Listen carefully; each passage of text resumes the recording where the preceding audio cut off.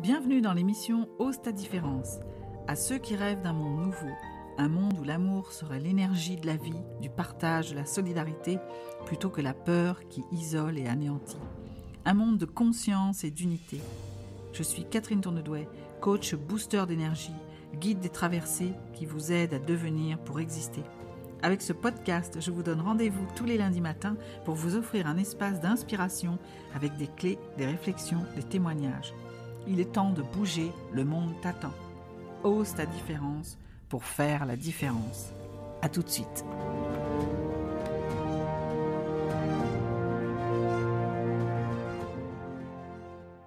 Bienvenue dans ce 19e épisode qui va vous parler de l'empathie, de le regard qu'on peut poser sur les autres par instant. Un regard qui peut être très exacerbé parfois par un contexte particulier. Au moment des fêtes de Noël où certains se retrouvent en famille, d'autres sont seuls et auraient rêvé de l'être en famille, quand d'autres encore apprécient le plaisir de la solitude pour savourer seul son repas devant la Xème rediffusion de Noël à la télé. Bref, on a chacun notre vécu concernant Noël et nos envies.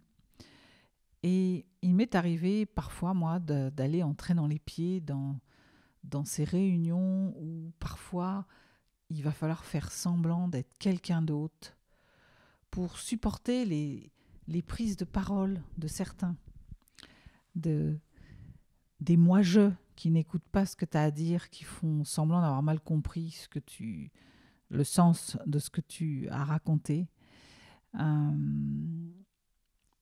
On peut avoir parfois déployé une énergie de dingue à donner et encore donner aux parents qui essaient de rattraper les 6 mois pendant lesquels ils ne t'ont pas vu.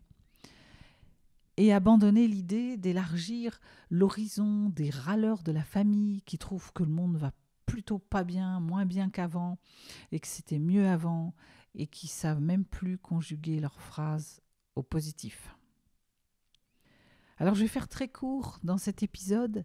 J'ai envie de vous conter une histoire de 2 sœurs qui s'aimaient tellement fort mais qui ont fini par se chamailler avec ces histoires de regards. Le conte s'appelle Noir et Blanc.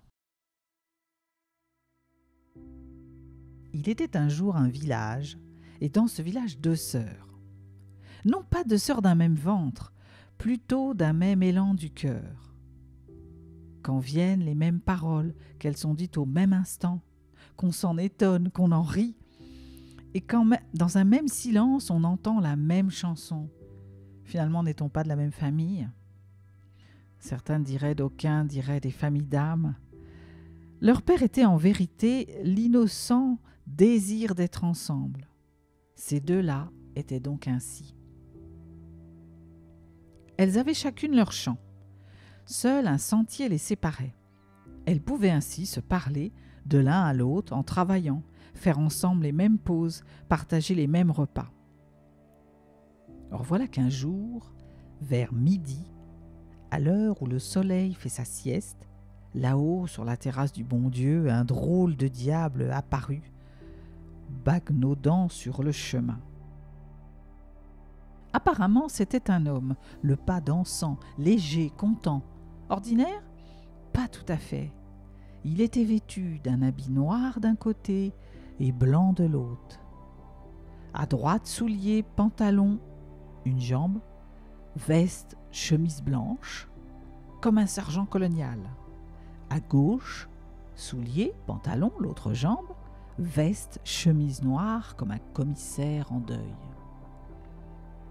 Il salua d'un geste large l'une et l'autre des 2 amies et s'éloigna le nez au vent. Dès qu'il fut passé, « As-tu vu, dit l'une, rieuse étonnée, bizarre ce voyageur blanc. » Et l'autre, « Tu veux dire noir ?» ?»« Mais non, voyons, il était blanc. »« Mais qu'est-ce qui te prend ? Il était noir. »« Mais enfin, je suis pas folle. Oh, t'as quand même la berlue. Allons donc, c'est toi qui dérailles. » Le ton monta jusqu'à l'aigreur, franchit prestement ce palier, grimpa d'un bond jusqu'à l'insulte. Elles s'en retournèrent au village sans cesser de se chamailler. Les gens autour d'elle accoururent, leur demandèrent « Eh oh les sœurs, quelle mouche vous a piqué ?» Elles répondirent « Noir et blanc !» Aucune n'en voulant démordre, et le débat se fit méchant. Larmes, crachats, gifles, griffures, criailleries échevelées, excitation de l'assemblée. Et soudain, le silence ébahit. Un homme au milieu de la place chantait, tournait les bras au ciel, une manche noire impeccable, une autre blanche immaculée. « C'est lui !» crièrent les deux sœurs.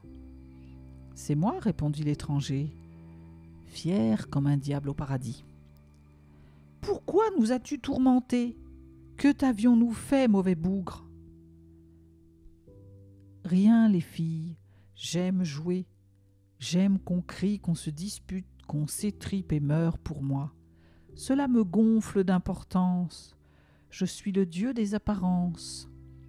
Je suis le démon vérité. » L'empathie est une clé pour comprendre l'autre et changer de regard pour tenter d'apercevoir ce qu'il voit de son côté.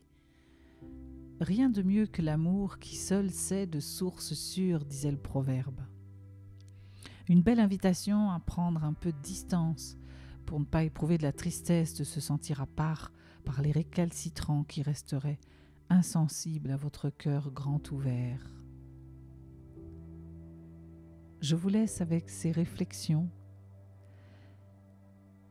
et vous envoie de belles énergies, de quoi ouvrir votre cœur pour continuer ces fêtes de fin d'année. Et je vous dis à lundi prochain.